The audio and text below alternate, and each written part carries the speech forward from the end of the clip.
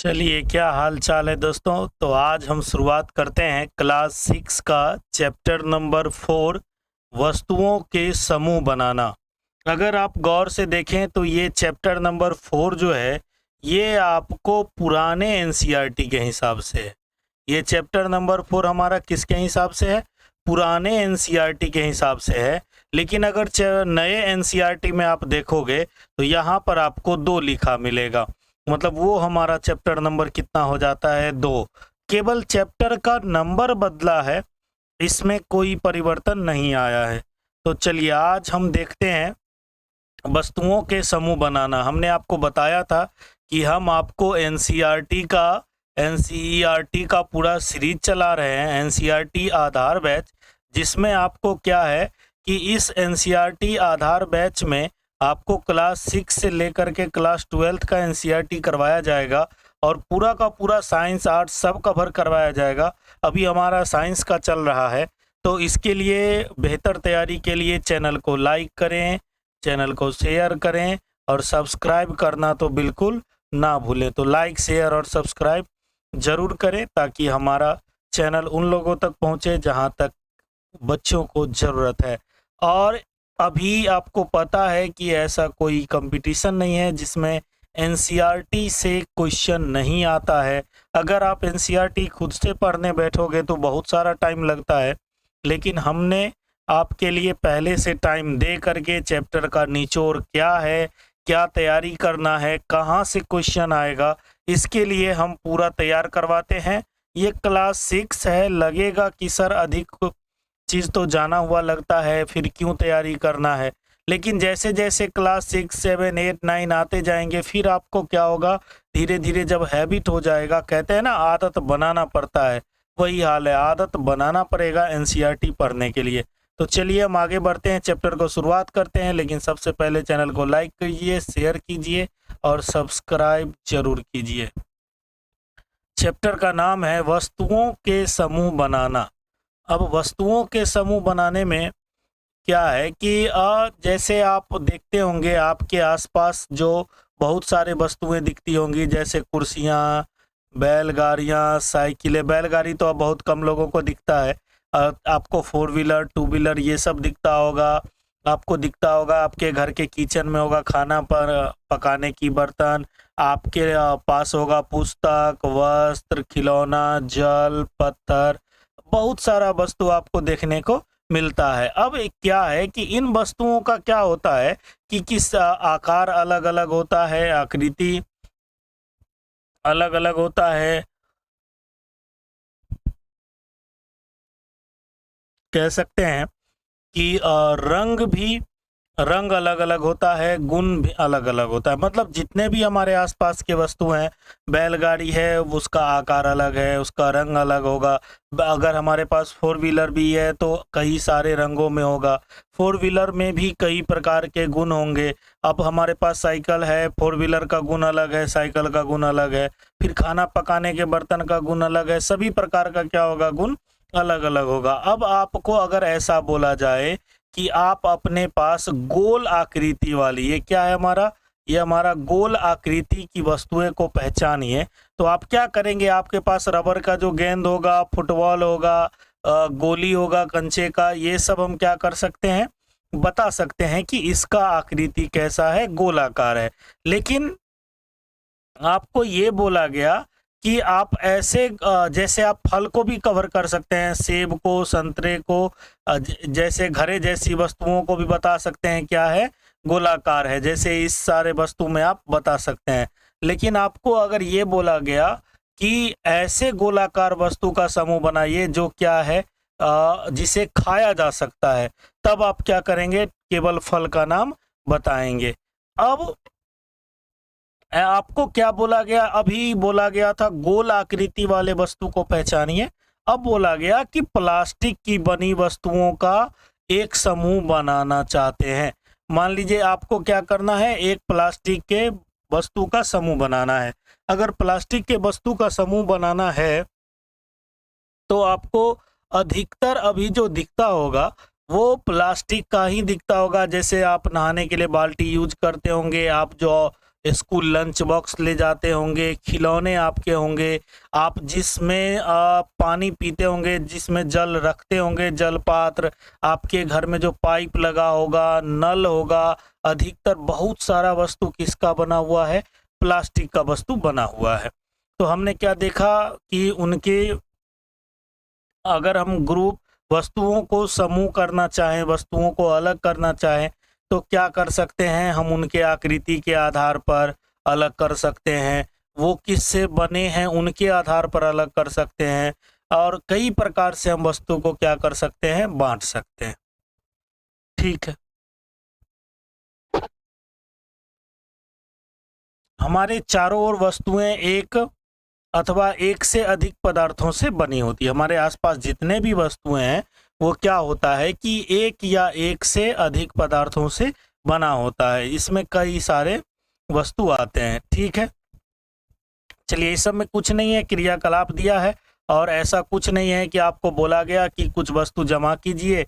आप क्या किए, जो कुछ वस्तुएं कक्षा के कमरे से ले लिए, विद्यालय के बाहर से कर लिए, बहुत सारा अलग अलग प्रतिदिन उपयोग होने वाला वस्तु एक जगह कर लिए, जैसे चौक, पेंसिल, नोटबुक, रबर, डस्टर, हथौड़ा, कील, साबुन, पहिए का आरा, बहुत सारा चीज आपने क्या किया? एक जगह कर लिया और फिर बोला कि इसका समूह बनाना है। अब समूह बनाने के लिए आप अलग अलग तरीके से समूह बना सकते हैं ना। बोलता है अब इसको कैसे समूह बनाना है, तो जो वस्तु आपने एक जगह किया, आपको बोलता है उसको बताइए कि कौन सा कागज से बना है और कौन सा लकड़ी से बना है। इस आधार पर क्या करना है? उसको बांट देना है। ठीक है, चलिए, अब आपको अगर बोला गया कि ऐसे बहुत सारे तरीके से हम क्या कर सकते हैं? उसको एकत्रित कर सकते हैं ना।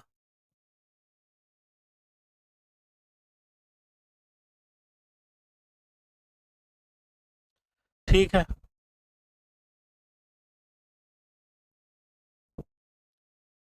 चलिए,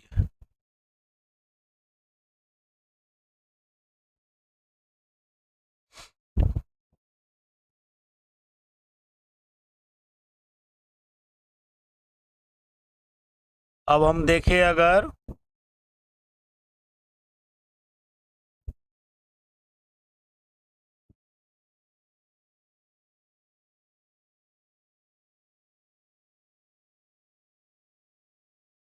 चलिए, अगर हम बात करें अब फिर से पृथक करने के लिए अलग अलग तरीके हैं, और अगर आपको मान लीजिए क्या हुआ कि अलग करने में परेशानियां हो रहा है, तो आप क्या कर सकते हैं? मित्र से, शिक्षक से, आपके अभिभावक से क्या कर सकते हैं? विचार विमर्श कर सकते हैं और उस वस्तु को क्या कर सकते हैं? बांट सकते हैं। यहाँ तक क्या है कि कोई खास क्वेश्चन अभी तक हमें नहीं मिला है। अब हम आगे देखते हैं कि इस चैप्टर में क्या हमें पढ़ना है। ठीक है, चलिए, अब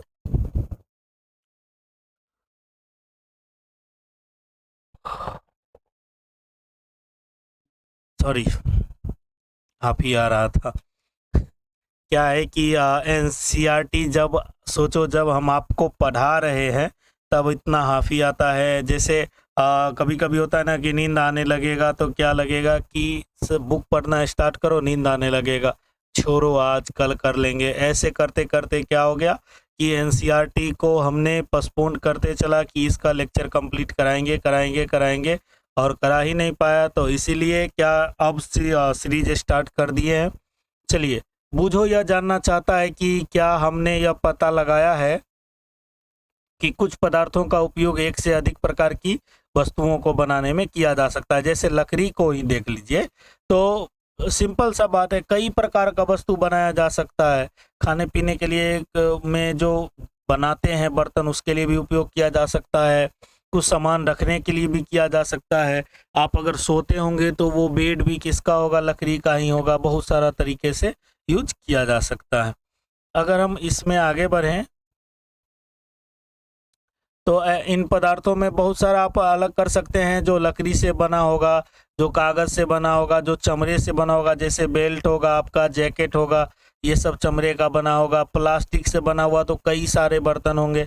रुई का अगर देखें तो रुई का तो आप पिछले चैप्टर में भी पढ़े हैं। रजाई, कंबल, तकिया, ये सब किसका बना होगा?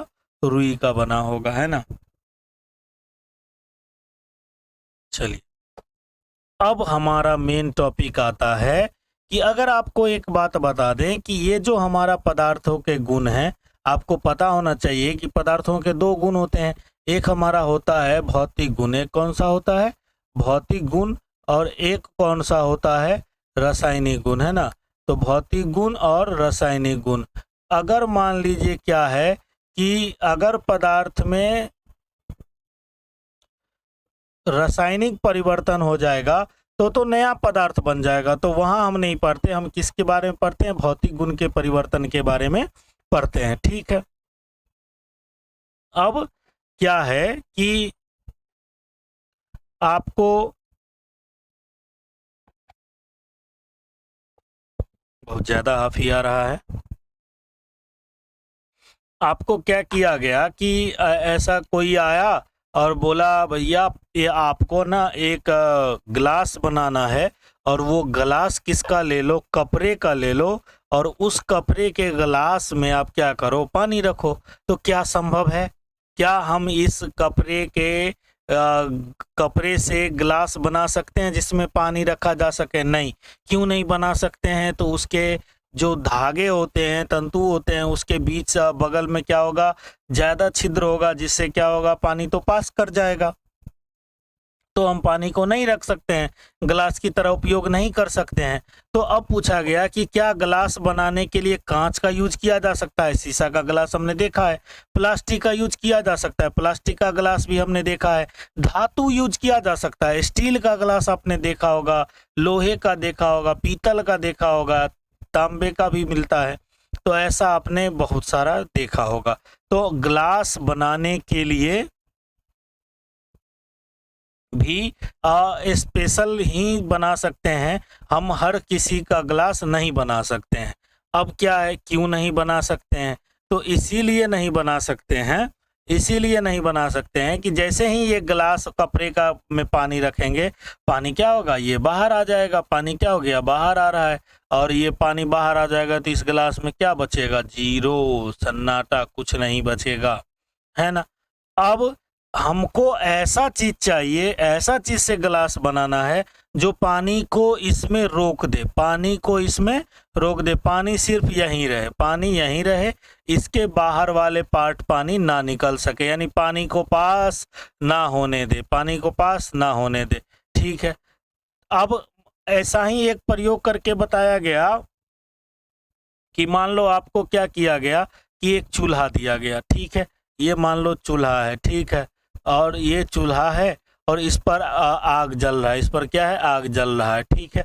अब बोला इस पर ना एक बर्तन लगाओ भैया। बर्तन इसमें क्या किया? बर्तन में के जगह ना आपने पेपर रख दिया। पेपर की जगह क्या होगा? ये तो जल ही जाएगा। तो क्या कागज का उपयोग खाना बनाने के लिए उपयोग कर सकते हैं? नहीं कर सकते। क्यों नहीं कर सकते? तो वो तो टिकेगा ही नहीं, इसीलिए हम कागज का उपयोग नहीं कर सकते हैं, ठीक है।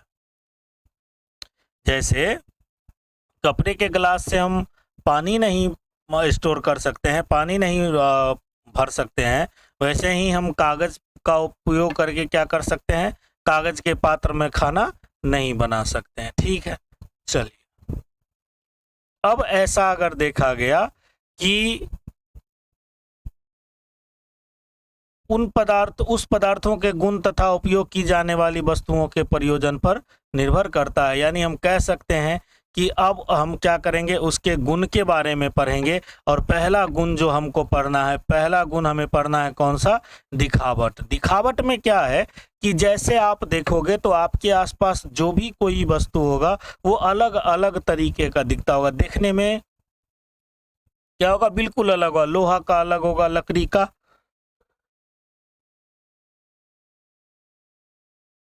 सॉरी, लकड़ी का क्या होगा? बिल्कुल अलग होगा, लोहा का अलग होगा। तो हम कह सकते हैं कि क्या है कि टोटल का टोटल देखने में, दिखावट में अंतर होता है। लेकिन अगर लोहा सॉरी कह सकते हैं कि मान लीजिए लोहा का एक बर्तन लिए, तांबा का लिए, एल्युमिनियम का लिए, तो उसमें कुछ ना कुछ समानता पाया जाता है, जैसे मजबूत होता है ना। तो लेकिन लकड़ी वाला में क्या होगा, ये समानता नहीं पाया जाएगा। ठीक है, चलिए बढ़ा जाए आगे।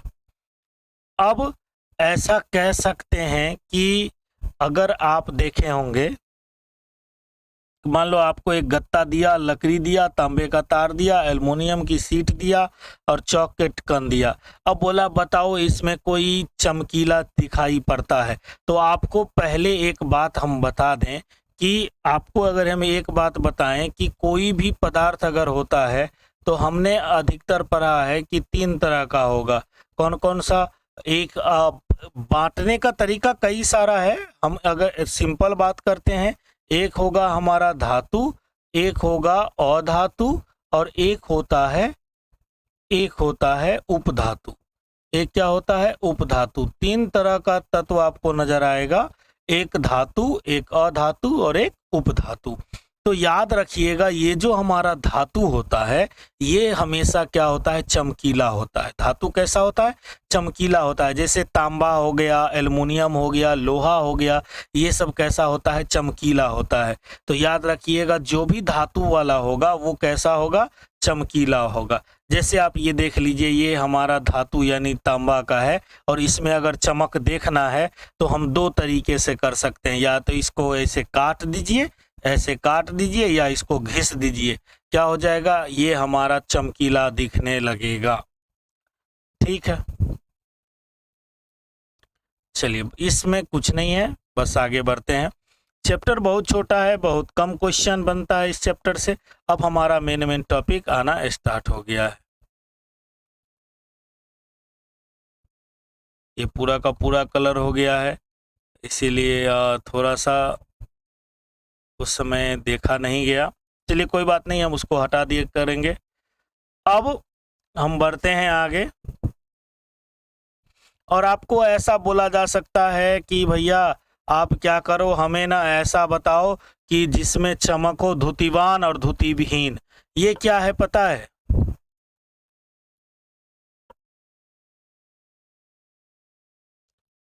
ये क्या है पता है? धुतिवान और धुति विहीन। ये क्या है पता है? धुतिवान और धुति विहीन। ये क्या है कि मान लीजिए आपको बोला गया धुतिवान चमक और धुति विहीन मतलब जिसमें चमक नहीं है। तो हमने क्या बोला कि 2 तरीके से किसी पदार्थ को हम देख सकते हैं।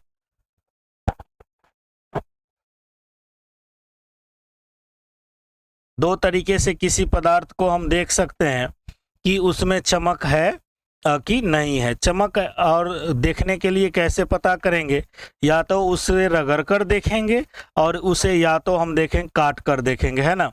इसमें बताया गया है काटने के स्थान पर आप पदार्थों के पृष्ठ को रेगमाल से क्या करके, रगड़ करके, यानी ऐसा पेपर लेना है जो उसको थोड़ा सा क्या करे, खुरदरा बना दे, स्क्रैच कर दे, ताकि हमें क्या हो, दिखाई दे कि वह चमकीला है कि नहीं है। हमने बताया कि धातु कैसा होता है? चमकीला होता है। धातु कैसा होता है? चमकीला होता है। लेकिन आपने देखा होगा, जैसे बहुत सारे आपके आसपास में महिलाएं होंगी, या मान लीजिए आपके घर में बर्तन सारे होंगे, या मतलब सुंदरता के लिए भी तो बहुत सारे धातु के सामान रखते हैं जो चमकीला होता है। तो कुछ दिन के बाद क्या होता है कि उसका चमकीलापन धीरे धीरे कम होने लगता है। ऐसा क्यों होता है? तो ऐसा इसीलिए होता है जो उसमें वायु और नमी के कारण क्या होता है, अभिक्रिया होने लगता है। और नमी और वायु की अभिक्रिया होने के वजह से क्या होता है, वो अपना जो कह सकते हैं चमकीलापन है वो धीरे धीरे क्या करता है, खो देता है। बात समझ में आया? चलिए, अब कहता है कि आप किसी लोहे के वर्कशॉप में जाओ और देखो कि क्या चमकीला वाला धातु दिख रहा है कि नहीं दिख रहा। अब हम एक बात करते हैं कठोरता का। कठोरता का क्या है कि आपको 2 बात समझ में आना चाहिए। एक आता है संपीड्य और एक आता है असंपीड्य। संपीड्य क्या होता है? मतलब संपीडित करना। संपीडन मतलब क्या, जिसको हम संपीडन कर सकते हैं। संपीडन मतलब क्या है कि जैसे आपको एक रुई दे दे और एक ईंट दे दे, ठीक है, रुई को बोले दबा कर देखो, क्या दबेगा? आसानी से दब जाएगा। क्या ईंट दबेगा? नहीं दबेगा। तो सिंपल बात है कि रुई कैसा है, रुई हमारा संपीड्य है, यानी संपीडन, उसको दबा सकते हैं। लेकिन हम बोल सकते हैं कि जो हमारा ईंट था वो कैसा था, असंपीड्य था, उसे दबाया नहीं जा सकता था। ठीक है, तो हम कह सकते हैं कि कुछ पदार्थ जो होता है वो संपीड्य होता है और कुछ पदार्थ क्या होता है, असंपीड्य होता है।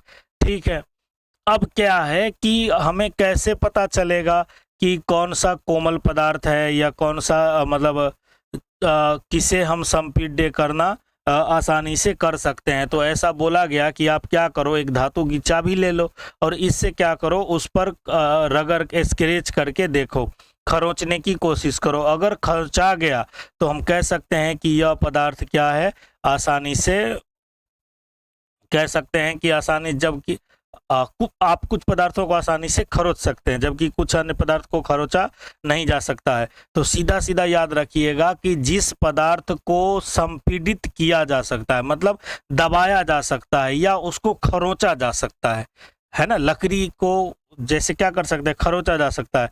तो जिसे आसानी से संपीडित किया जा सकता है या क्या किया जा सकता है, खरोचा जा सकता है, क्या कहलाता है, कोमल पदार्थ कहलाता है। ठीक है, और याद रखिएगा कि जिसे आसानी से क्या किया जाए, मतलब जिसे आसानी से संपीडित नहीं कर सकते हैं, जिसे आसानी से दबा नहीं सकते हैं, वो क्या कहलाएगा, वो हमारा कठोर पदार्थ कहलाएगा। तो टॉपिक ही था हमारा कोमल पदार्थ और कठोर पदार्थ देखना था। तो सीधा सीधा याद रखिएगा कि जिसे आसानी से क्या किया जा सकता है, खरोंचा जा सकता है, और जिसे आसानी से संपीडित किया जा सकता है वो क्या कहलाता है, कोमल पदार्थ कहलाता है। और जिसे पदार्थ को क्या किया जा सकता है, संपीडित करना कठिन होता है, संपीडित नहीं किया जा सकता है, उसे क्या कहते हैं, कठोर पदार्थ कहते हैं। और कठोर पदार्थ क्या है कि जैसे आपको मान लो दिया गया एक स्पंज, मिठाई की दुकान पे गए हो कभी, तो स्पंज आप देखे होगे तो उसको जैसे ही दबा करके रस निकाल देते हैं फिर खा लेते हैं, मतलब उसे आसानी से दबाया जा सकता है। या स्पंज आपने देखा होगा, रुई के रूप में भी देखा होगा, जिससे मुलायम होता है, वो उसको आसानी से दबाया जा सकता है। लेकिन क्या लकड़ी को दबाया जा सकता है?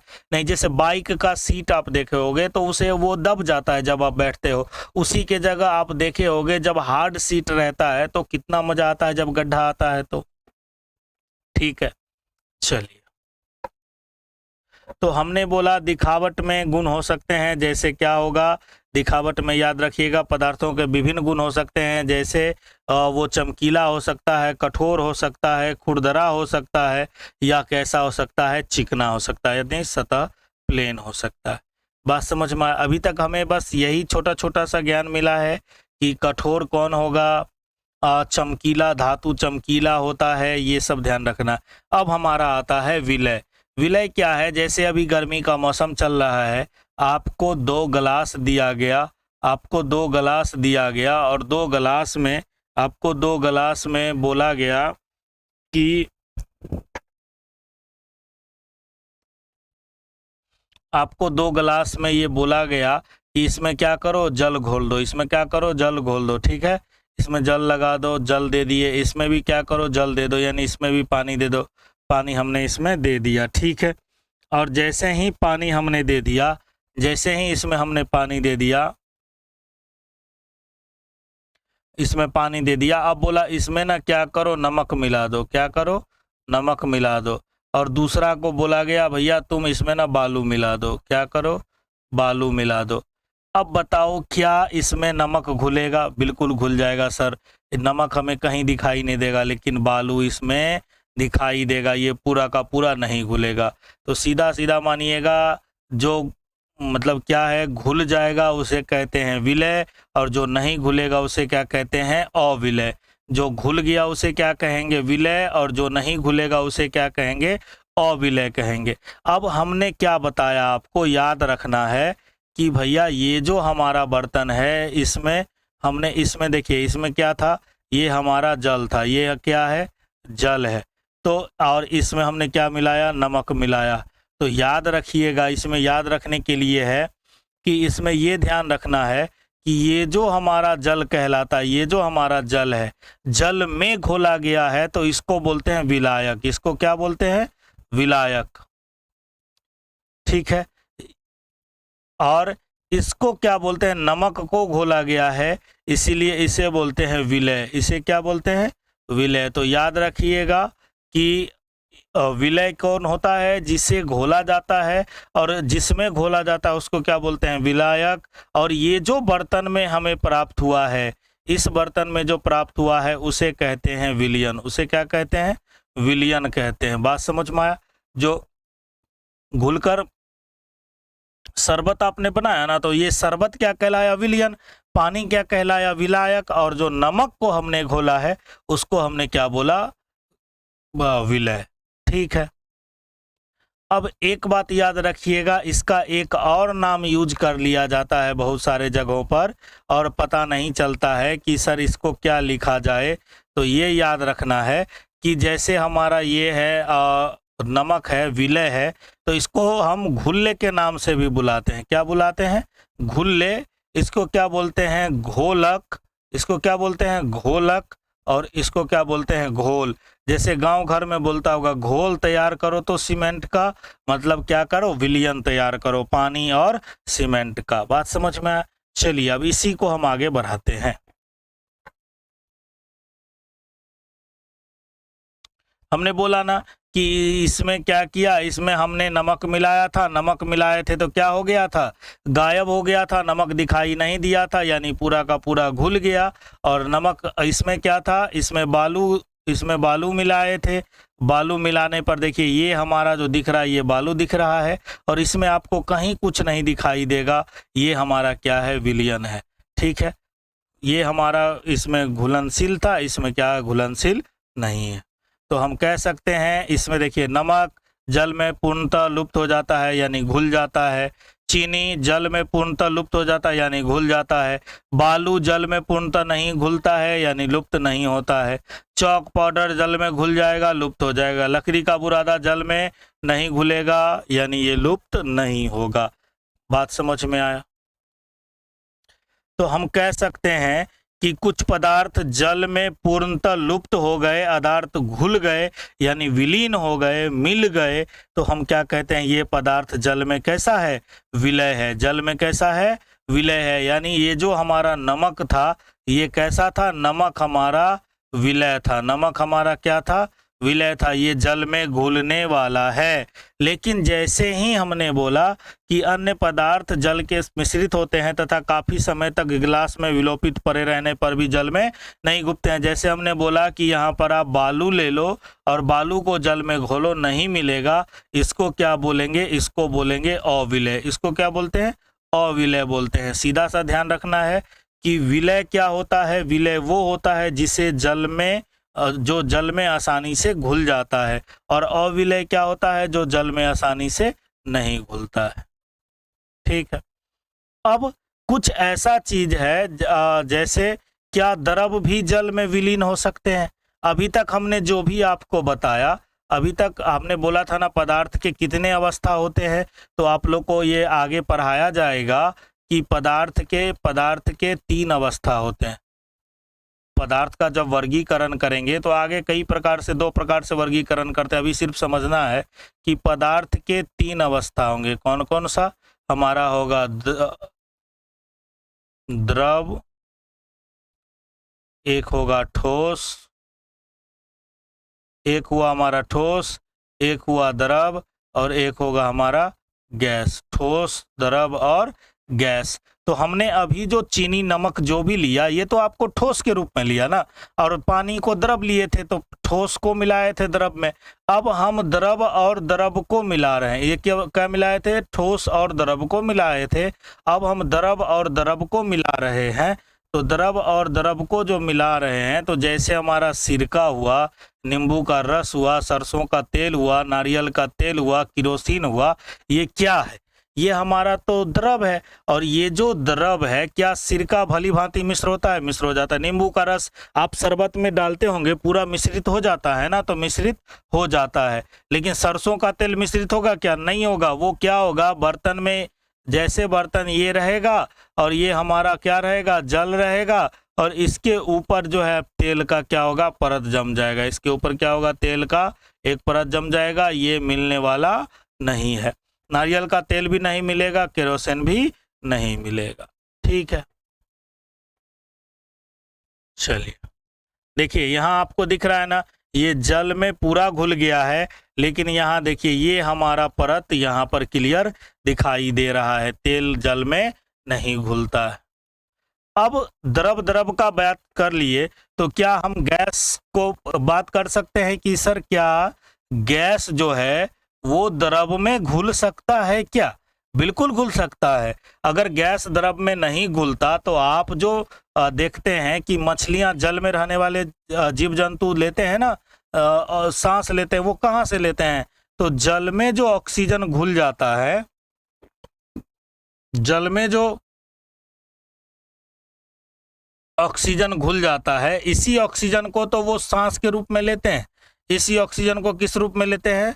सांस के रूप में लेते हैं। यानी जल और साथ में क्या रहेगा, ऑक्सीजन, और इसी ऑक्सीजन को क्या करते हैं वो सांस के रूप में, इसी को क्या करते हैं वो सांस के रूप में लेते हैं। ठीक है, इसी के रूप में क्या करते हैं वो सांस के रूप में लेते हैं। अच्छा, आपने अभी ठंडा के समय में कोल्ड ड्रिंक्स देखा होगा, और ऐसा कोल्ड ड्रिंक्स का बोतल रहता होगा,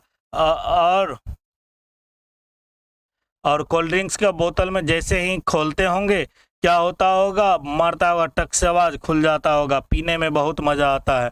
लेकिन इसी कोल्ड ड्रिंक्स को आधा पी लो और आधा छोड़ दो, और 1-2 दिन बाद पीजिए, ठंडा भी कर दीजिए, फिर भी वो मजा नहीं आता है जो शुरुआत में आया था। ऐसा क्यों?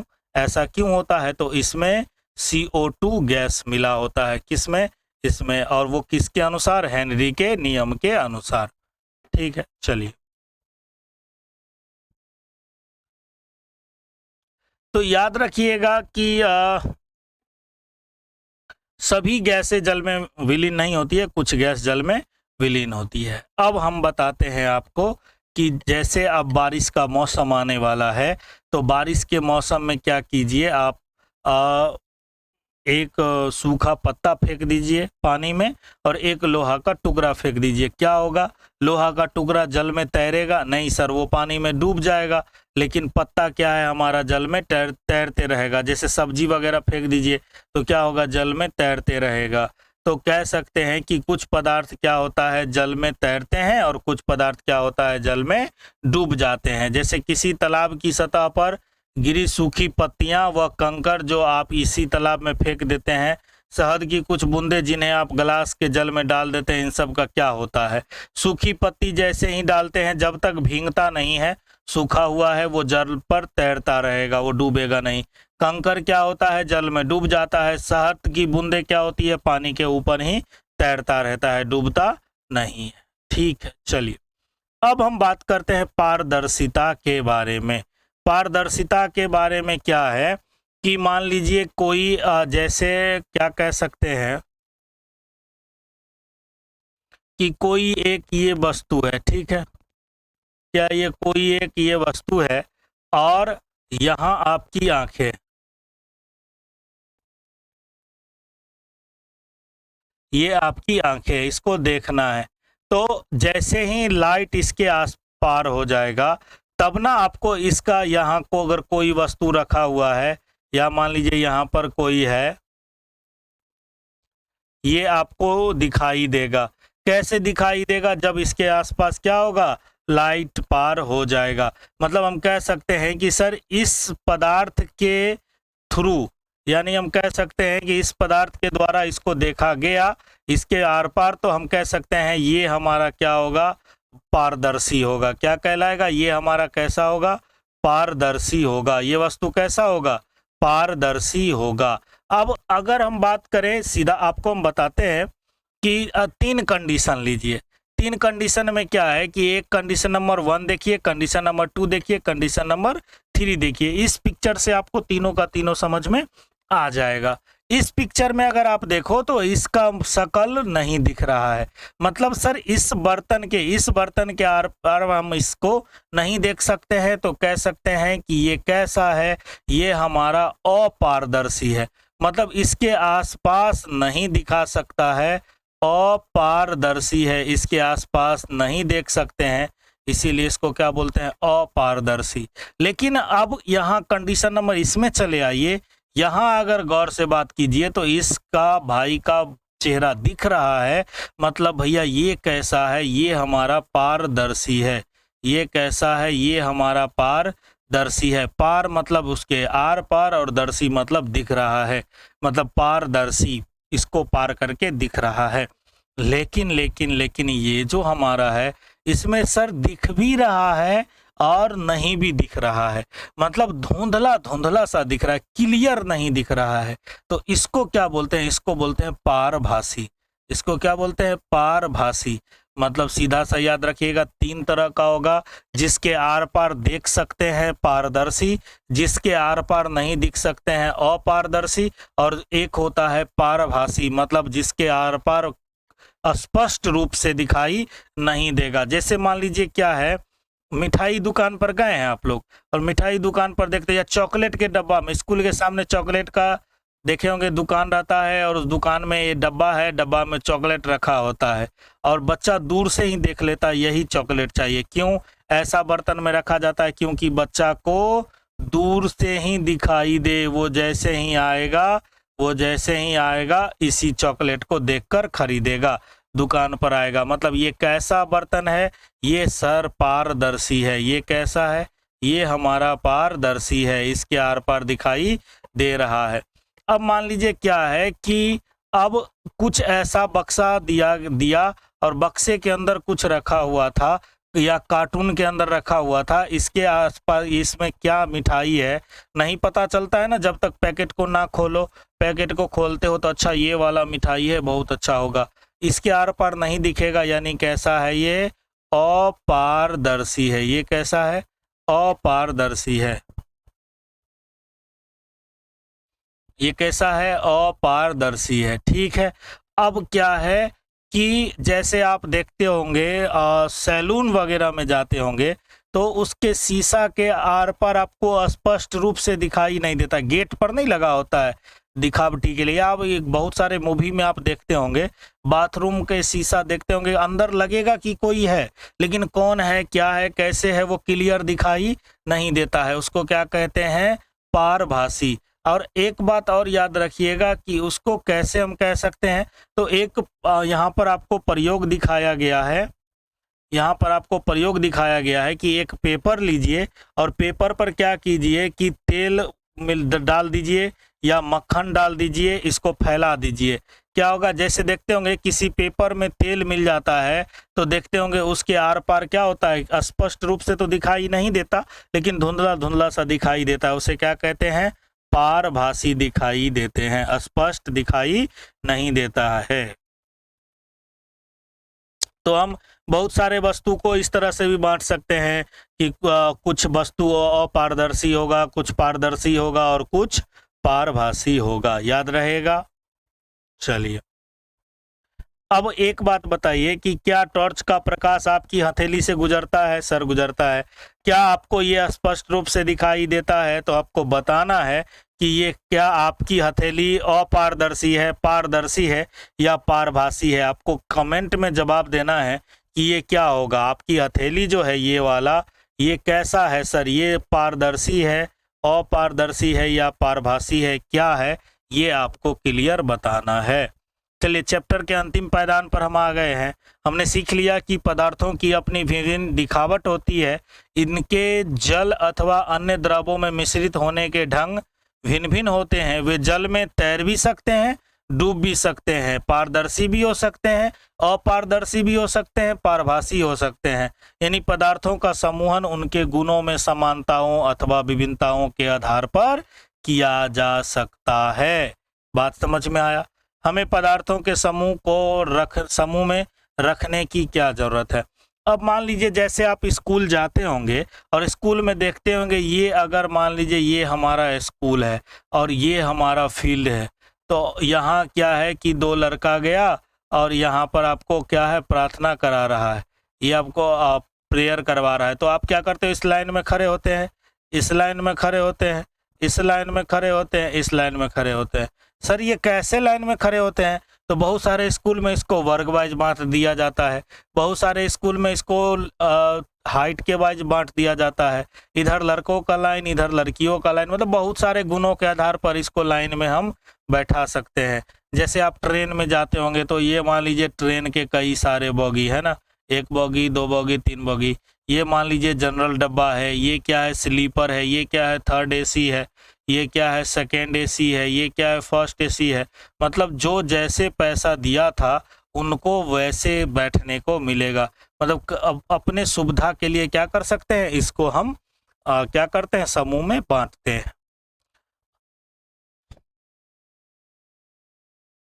और दूसरा समूह में बांटने का एक और तरीका है कि जैसे मान लीजिए लाइन लगा दिए, इस लाइन में लगाओ, अब कहीं आप जाते हो इस लाइन में लगाओ, तो 2 लाइन में लगाए, इसमें कोई सामान प्राप्त करने वाले को लगा दीजिए, इसमें सामान प्राप्त करने वाले नहीं को लगाइए। तो आपको ये गुण पर बांट सकते हैं, इसमें तुरंत पता लगा सकते हैं, उसके गुणों का अध्ययन कर सकते हैं। इस लाइन में आए, पता चल गया इसमें कुछ नहीं सामान बांटा गया, ये लोग सामान प्राप्त कर चुके हैं। इसमें लगा दीजिए लाइन, इसमें क्लियर पता चल जाएगा कि इस लाइन में क्या है, इसके गुण है कि ये सामान प्राप्त नहीं किया। ऐसा कुछ भी हो सकता है। तो इस प्रकार से हमने इस चैनल इस लेक्चर को देखा। आपने कठोर भी देखा जिसे आसानी से संपीड़ित नहीं किया जा सकता है, अविलय देखा जिसे घोला नहीं जा सकता है, धूतिमय देखा, चमकीला देखा, जो धातु चमकीले होते हैं, पदार्थ के बारे में देखा, धातु के बारे में देखा, अपारदर्शी देखा कि क्या होता है जिसके आर पार दिखाई ना दे, खुरदरा आपने देखा होगा, स्क्रैच करते हैं उसको खुरदरा, विलय जो आसानी से घुल सके, पारभासी क्या होता है जिसके आर पार दिखाई तो दे लेकिन स्पष्ट रूप से दिखाई ना दे, पारदर्शी क्या होता है सर, पारदर्शी वो होता है जो हम इस के आर पार आसानी से दिखाई दे सकता है। यानी हम जो ये जो चश्मा अगर लगाएगा, ये अगर बाबू साहब चश्मा लगाएंगे तो ये चश्मा क्या होगा, पारदर्शी होगा, तभी तो ये आगे बढ़ेगा, नहीं तो गड्ढा में गिर जाएगा। ठीक है, तो फिर हम चलेंगे अगले लेक्चर में, अगला चैप्टर लेकर आएंगे। तब तक के लिए चैनल को लाइक कर दीजिए, चैनल को शेयर कर दीजिए, चैनल को सब्सक्राइब कर दीजिए। फिर मिलेंगे नेक्स्ट लेक्चर में, तब तक के लिए धन्यवाद, tata bye bye, good night. लेकिन शेयर करना ना भूलें और सब्सक्राइब का बटन जरूर दबा दीजिए। चलिए धन्यवाद।